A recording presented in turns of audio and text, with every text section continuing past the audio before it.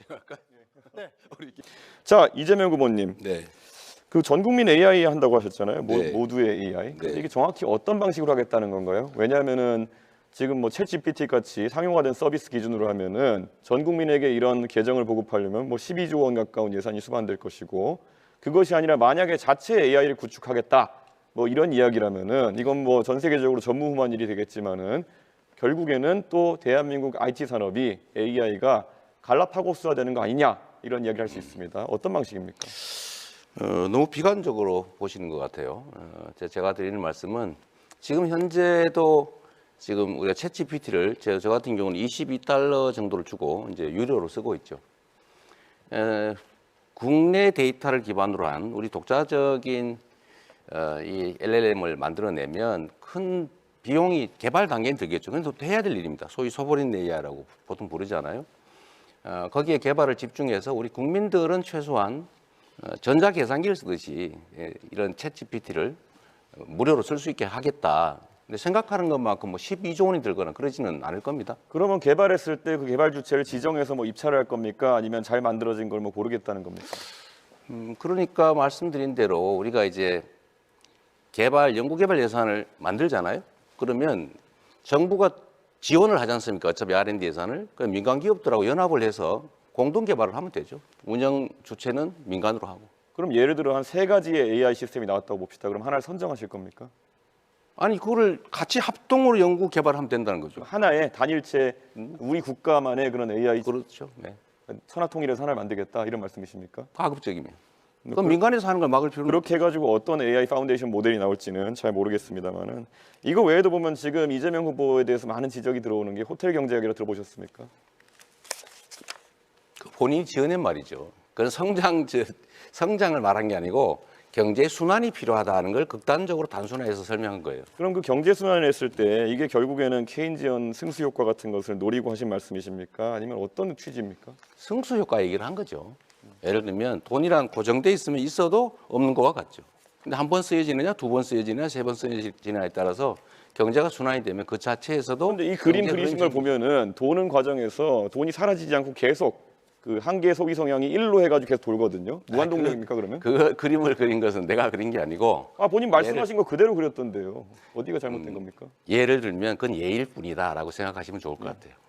아니 근데 그때 잘못됐다 생각하셨다면 왜 며칠 전에 또 하셨어요? 저는 왜 잘못됐습니까? 그럼 그렇게 1로 계속 돕니까 소비 성향이? 아니, 일로 돌지는 않죠. 그건 극단적인 예를 한번 들어본 거라니까요. 왜 그렇게 단순하세요? 단순하게 말씀하셨잖아요. 근데 이걸 이해하기 가서 쉬우라고 단순하게 말한 거예요. 호텔이 취소한다는 부분까지 완벽하게 그림의 인들을 말씀하셨지 않습니까? 그럼요. 그런 것처럼 경제는 순환이 중요하다. 아니 저는 이재명 후보님께 명쾌하게 좀 해명하실 기회를 드리는 건데 그냥 그게 그런 거다 이러고 가시면 되겠습니까? 저는 충분히 설명해서 이해를 못 하시는 것 같아요. 아 그런 겁니다. 그래요. 예, 이재명 후보님 정년 연장을 하실 계획이라고 이제 들었는데 이렇게 되면 젊은 세대의 일자리는 악영향을 주는 거 아닙니까? 글쎄 그 점에 대해서 동의하기 어렵습니다. 젊은 세대도 많이 동의하고 있고요. 젊은 세대의 일자리와 청년이 늘어나는 일자리가 반드시 일치하지는 않습니다. 그러니까 매번 이런 식으로 답변하실 것 같으면은 정년 연장도 하고 젊은 세대도 일자리가 늘어난다 이렇게 답하실 거면은 도대체 무슨 토론을 하자는 건지 잘 모르겠습니다. 정년 연장을 했는데 어떻게 청년 일자리가 늘어납니까? 너무 극단적이십니다. 후보부터 주도권 토론 시작하시죠. 예, 이재명 후보께서 최근에 중국과 대만에 관여하지 말고 모두 CC하면 된다 이래가지고 비난을 받은 바가 있습니다. 그런데 뭐 가질 수 있는 입장인데 이건 너무 친중국적인 입장 아니겠습니까? 어떻게 생각하십니까? 너무 단편적인 생각이시라고 생각되고요. 제가 드리는 말씀은 국익 중심으로 판단해야 되고 대만과 중국 간의 그 분쟁에 우리가 너무 깊이 관여할 필요가 없다. 현상을 존중하고 우리는 거리를 유지해야 된다.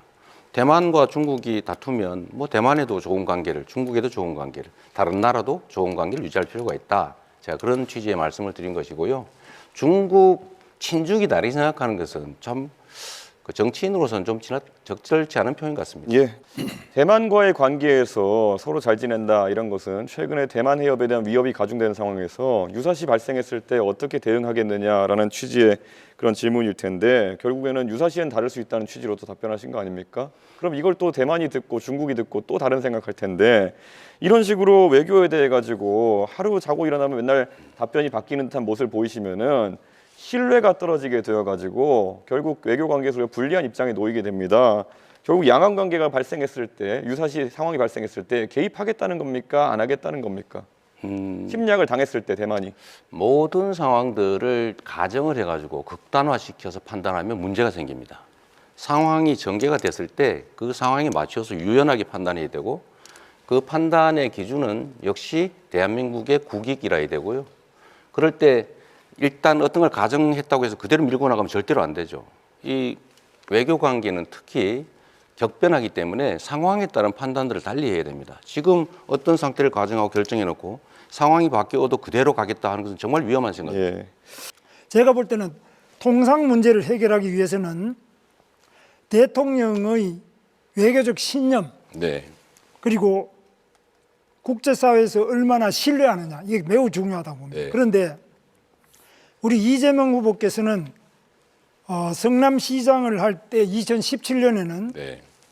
미군 철수를 각오하고라도 경제 파탄을 불러오는 사드 배치를 철회해야 된다 그러시고 또 그 다음에 2023년 당 대표 시절에는 싱하이밍 주한 중국 대사와 한미 외교 정책에 대해 이재명 대표가 그 자리에 싱하이밍 대사가 그 잘못된 판단이다.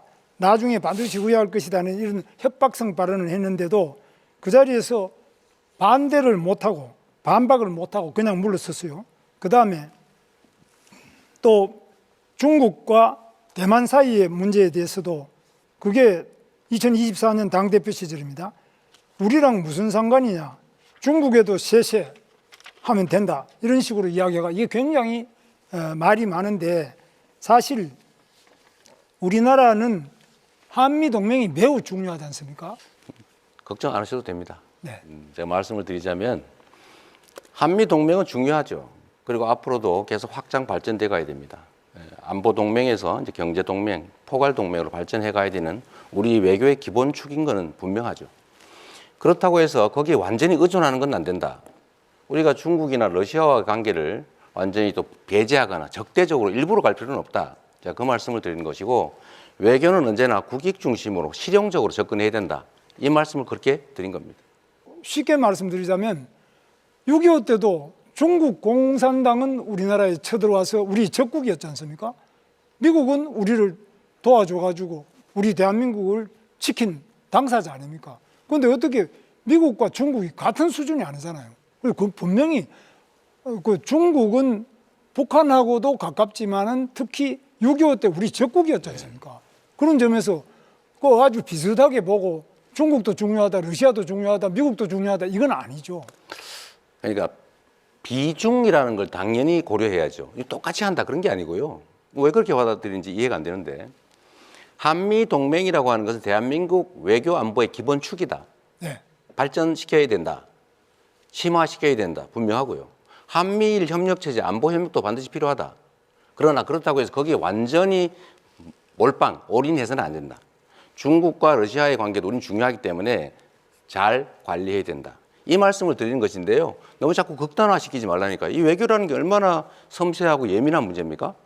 좀 이렇게 여유 있게, 유동성 있게, 실용적으로, 실사구시적으로 접근할 필요가 있다는 말씀을 다시 한번 드립니다.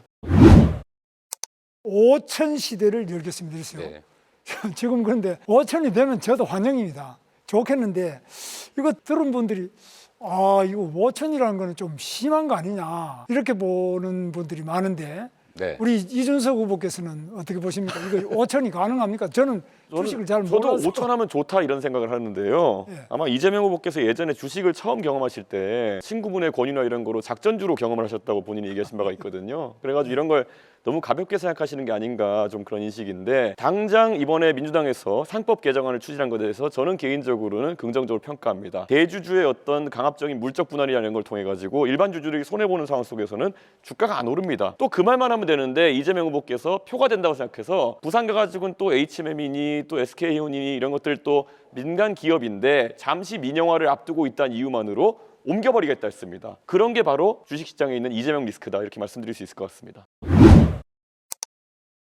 오늘 첫 번째 TV 토론이었는데 사실 국민들에게 가장 관심사였을 그런 경제에 관한 부분이었는데 좀 안타까웠던 부분은 이렇게 경제 위기가 중차대한 상황인데 세부적인 내용들이 이재명 후보가 많이 준비 안 되어 있다라는 생각을 했습니다. 본인이 자신 있게 발표했던 AI 100조 공약 같은 것들도 100조라는 큰 돈을 쓰겠다는 그런 포부를 밝혔으면은 어디에 쓰겠다 정도는 일리 있게 말씀해 주실 줄 알았는데 그것이 안타깝고 조금 답변하기 어려운 질문 있을 때마다 극단적이다 이런 말씀을 하시면서 답을 회피하시면서 오히려 상대를 조롱하시는데 제가 봤을 땐 정책적으로 가장 극단적이신 분은 이재명 후보인데 왜 자꾸 본인이 극단적인 정책을 내놓고 그대로 물어보면 왜 이렇게 극단적으로 이해하느냐 이렇게 말씀하시는 걸 봐가지고 전략을 이해하기가 좀 어려운 것 같습니다. 그래서 저는 사실 아까 말했지만 모순적인 것들을 서로 공약해 놓은 것도 있고 이재명 후보가 계엄 이후에 그런 반계엄 분위기에 도취되어 가지고 아무렇게나 대한민국에 대한 비전을 제시해도 된다라고 판단하는 것이 아닌가 좀 우려스럽습니다. 예, 혹시 질문 있으신가요?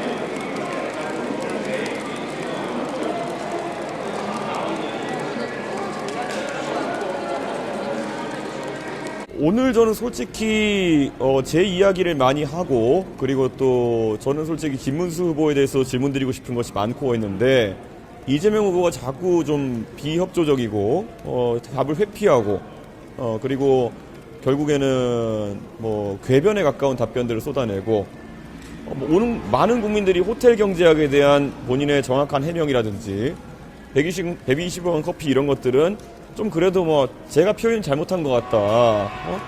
이거 좀 저 상세히 설명드렸어야 되는데 표현 잘못해서 자영업자분들에게 좀 죄송하다. 뭐 이런 말이라도 할 줄 알았는데 이 정도 사태가 발생했는데도 니들이 왜곡하는 거다. 니네 왜 이렇게 극단적이냐. 이런 태도로 일관하는 게 역시 이재명답다. 예전에 SBS 기자가 좀 마음에 안 드니까 라이브 현장에서 그냥 끊어버리고 이렇게 한 거랑 비슷한 상황이 발생하는 게 아니냐. 저희도 지금 국민들이 바라는 질문을 어떤 정당을 대표해서 나와서 이재명 후보께 드리는 거거든요. 그런데 이재명 후보 본인이 만든 유행어지만 진짜 예의가 없는 상황이 발생했다. 어떻게 질문한데 계속 뭐 극단적으로 말하지 말라, 뭐 왜곡하지 말라 이런 식으로 답변을 일관할 수 있느냐. 저게 지금 본인이 그 고지지율 상황에서 대선 후보라는 생각 때문에 저렇게 하시겠지만 저런 식으로 가서 트럼프랑 협상하시겠습니까? 트럼프랑 협상하면서 가가지고 조금만 마음에 안 들면 너 지금 왜곡하고 있어. 너 왜 극단적이냐. 이렇게 트럼프랑 싸울 겁니까? 그러니까 저는 오늘 이재명 후보는 도저히 상대랑 토론이 안 된다. 그래서 앞으로 대한민국을 대표해가지고 트럼프와의 협상도 할 수 없는 그런 상태다. 이렇게 저는 생각합니다. 그래서 오늘 참 안타까운 상황이었습니다. 예, 질문. 금요일날 토론회 예정된 전략이 있으신가요? 저는 사실 마지막에 있는 정치 분야 토론이 가장 이제 격렬할 것이다 이런 생각을 하고요. 또 사회 분야에 있어가지고는 정치 토론에 있는 내용들이 좀 옮겨오지 않을까, 옮아오지 않을까라는 생각을 하게 되는데요.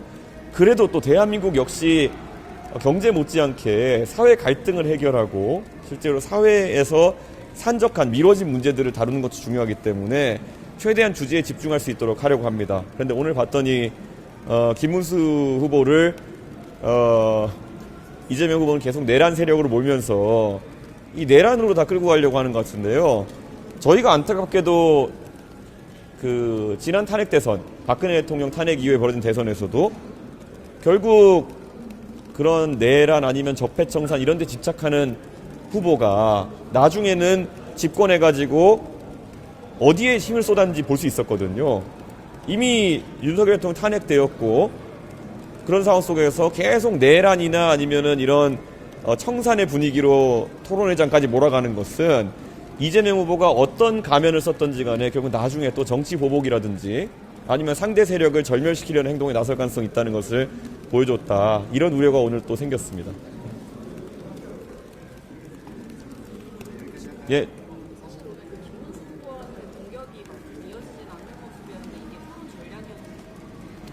전략은 아니었습니다. 제가 사실 이재명 후보에게도 처음에 굉장히 그냥 통상적으로 할 수 있는 질문들을 했다고 저는 생각하고요. 근데 이재명 후보께서 너무 감정적으로 그냥 왜곡하지 마라. 뭐 너 왜 이렇게 극단적이냐? 제가 질문 드린 건 전부 다 이재명 후보가 공약하신 바를 기사화된 것들 제가 그대로 읊어준 거거든요. 그러니까 본인이 극단적인 표현을 하셨나 보죠, 그러면은. 근데 왜 자꾸 남 탓을 하시는지 좀 궁금하다.